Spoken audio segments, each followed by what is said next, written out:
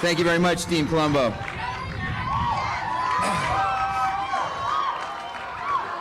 President Bullinger, Dean Quigley, members of the class of 2007.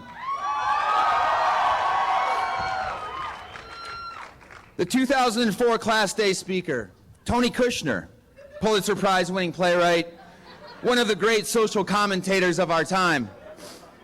2005, Robert Kraft, business genius, the man who built the New England Patriots into the most successful franchise in sport. 2006, John McCain.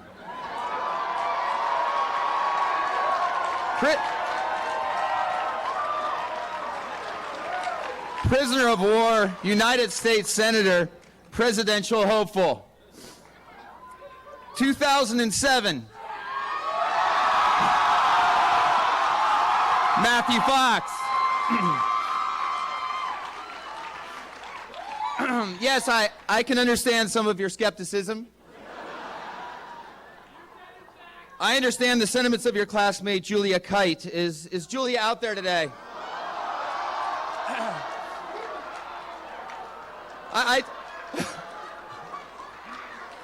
I tend not to fall prey to the narcissistic exercise of reading one's own reviews, but I did come across what she said to The Spectator, and I quote, "I've never heard of this guy." Julia, hello, I'm Matthew Fox.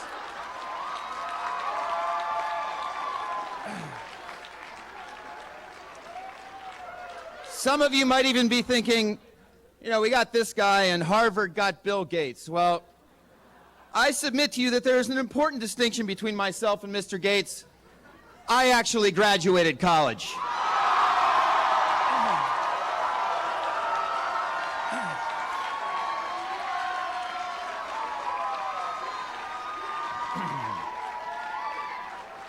And it's true, while I can't offer the perspective of a playwright or a senator or a software pioneer, there is a perspective I can offer. And that's the perspective of someone who was sitting exactly in your place 18 years ago. So first, congratulations. Right on. Barring some truly impressive celebrating tonight, tomorrow you will become graduates. That's an incredible accomplishment. You should celebrate it. You've earned it. And then, after you're done celebrating, I'd like you to ask yourself a tough question. How much of what you've done up to this point in your life has absolutely and completely been your idea? How much have you lived for your passion? And how much have you lived out others' aspirations for you? I ask this because a commencement is a beginning, and I want to encourage you to use this beginning to strip away the expectations that others have for you and begin writing the story of your own life, in your own hand, guided by your own interests. Many of you have this picture of where you want to be 20 years from now. Few, if any of you, will be standing exactly in that position you imagine. And if you are one of those few, I worry you won't have allowed yourself to be open to the spontaneity and infinite possibility that life presents. 18 years ago, sitting in those seats, as hungover as I was,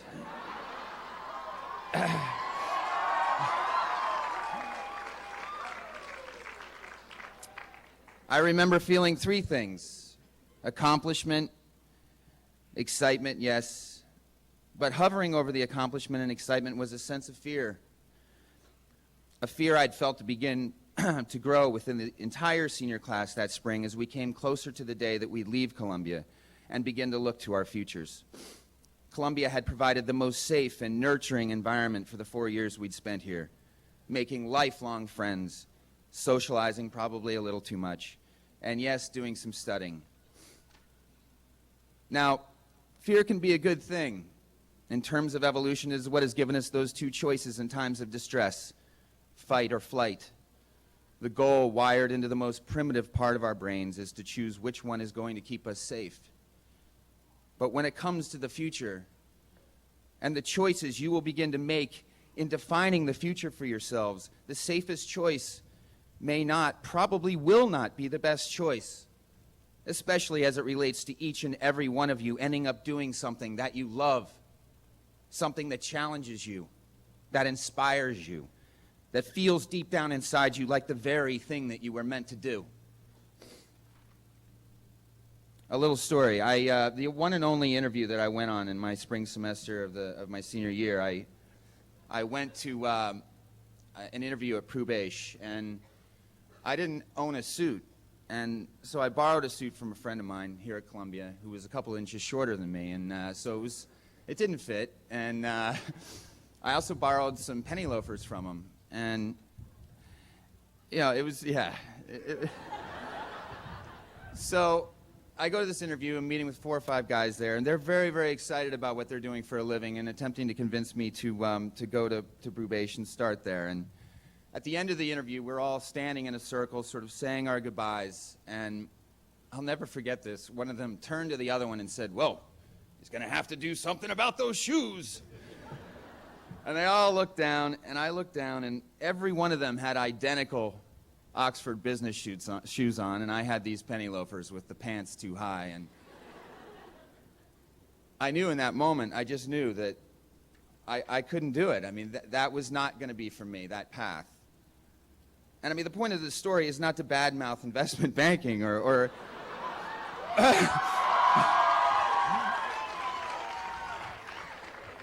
anything that you may choose to do. In fact, it's the opposite.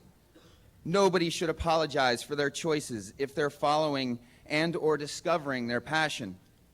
The same way I don't apologize for being part of pop culture. I came to this place by discovering my passion, telling stories. And if what you do fulfills your passion, whatever it is, there is honor in that.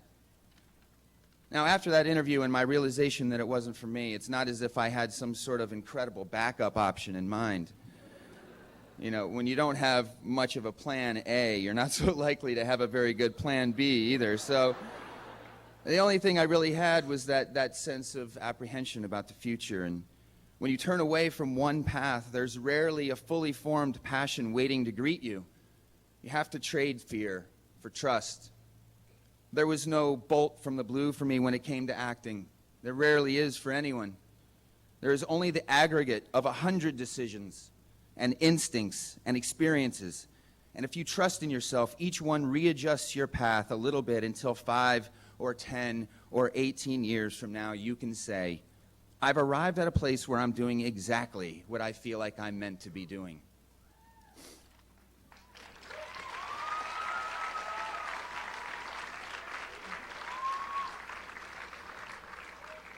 There is no realization more empowering.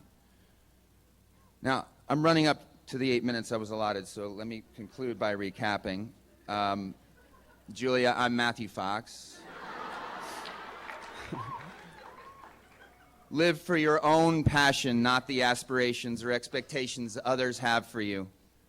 Trade fear for trust.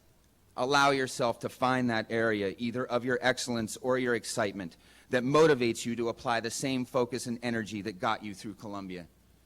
Whatever that area is, there's value in it simply because it's the area of your passion. Finally, and most importantly, do not apologize. One of the most beautiful things you can see is that moment at which a person stops apologizing for who they are and what they want to do and who they want to be, and they drop into themselves.